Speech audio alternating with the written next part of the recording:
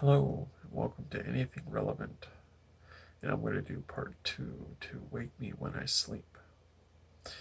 So we have Luke. He's in class, he's listening to his professor. He's going on about this, that, and the other. He just can't focus, he can't hear and have the information sink into his consciousness. He's just fighting to stay awake. He keeps jerking back awake again, just on the verge of sleeping, and at the corner of his eye, he keeps thinking he sees something. He looks, doesn't see anything. After a little bit, his buddy Jordan is looking, you know, a nod, questioning nod, not wanting to make any noise, drawing attention. And Luke, he just rubs his face, pinches his arm, trying to get some adrenaline going, trying to get awake. Just, it's like a wall, a slow creeping wall of unconsciousness. Just feels like he's getting enveloped by it. Anyway, before you know it, he hears the professor. It's like he's talking to him, talking with no sense at all, but to him. But when he pulls focus, he thought he was focused, but he wasn't. He was just in a trance, daydreaming, fighting to stay awake. And Jordan said, "Hey man, class is over, let's go." Just kind of give him you want to get a coffee or something?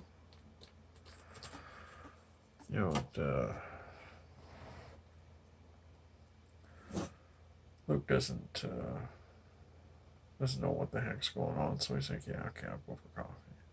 Let's go for coffee." And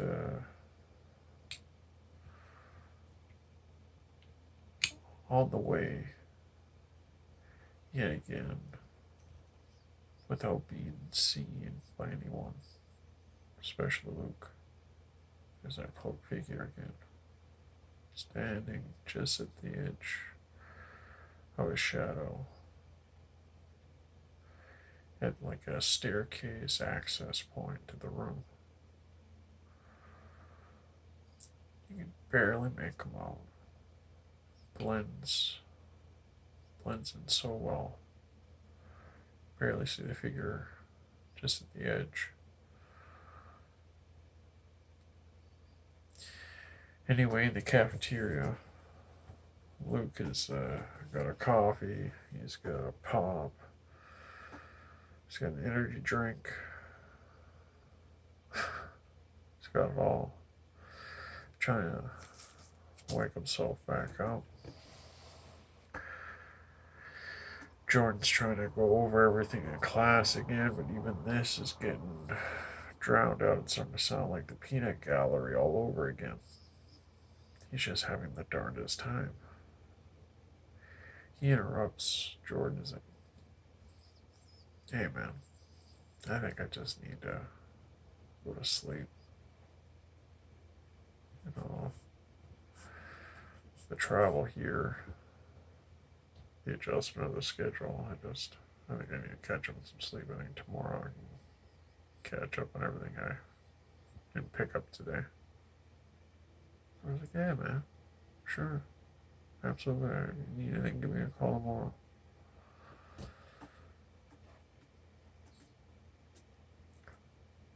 So Luke is just on a mission to get to his bed, veering through people, bumping into into objects like garbage cans and Try not to knock him over. It's a little comical. But he's just dead set to get to his bed. And he runs into another classmate. She happens to be in that same class, the very one that almost hit him with the frisbee. Jessica. She introduces herself, says, "Hey, it's me again, Jessica." He turns and looks at her, and she's with a couple of friends, but they're a couple of feet off, on their phone, chatting to each other. Must be an event going on. So he asks that. Plans? Looking at them. She's like, "Yeah, we're gonna be going out tonight. We're gonna go into the town." To the town, he says, smiling. She says, "Yeah. I'd ask if you want to join, but it's kind of a girls thing." And she kind of looks at him, kind of smiles, like beat. Because, "Yeah, I'm actually feels, yeah, I agree."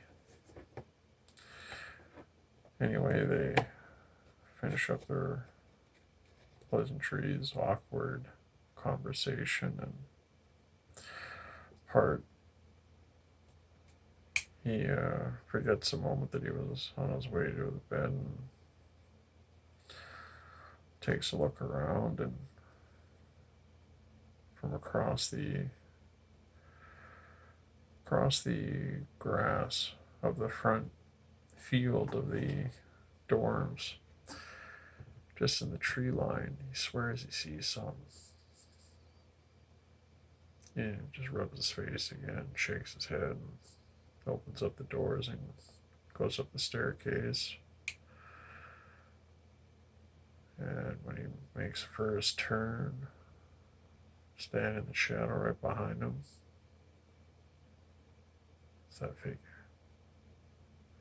Gets up another staircase, rubbing his face, shaking his head, makes another turn up the staircase, standing in the shadow on the other landing. It's that figure. This repeats till he gets to his floor. The figure is at the end of the hall, standing in an open door, a couple doors down. When he gets to his door, though, when he pulls his key,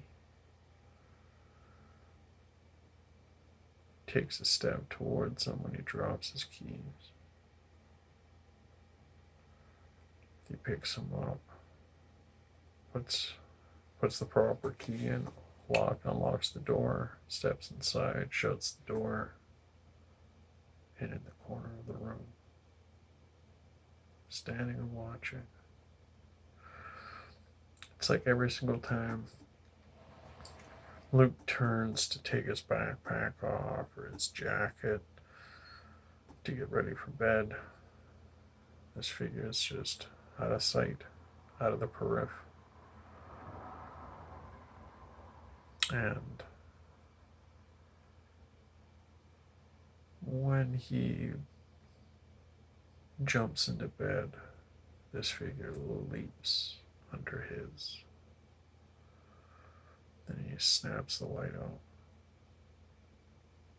pulls the sheet over him, rolls over, goes to sleep.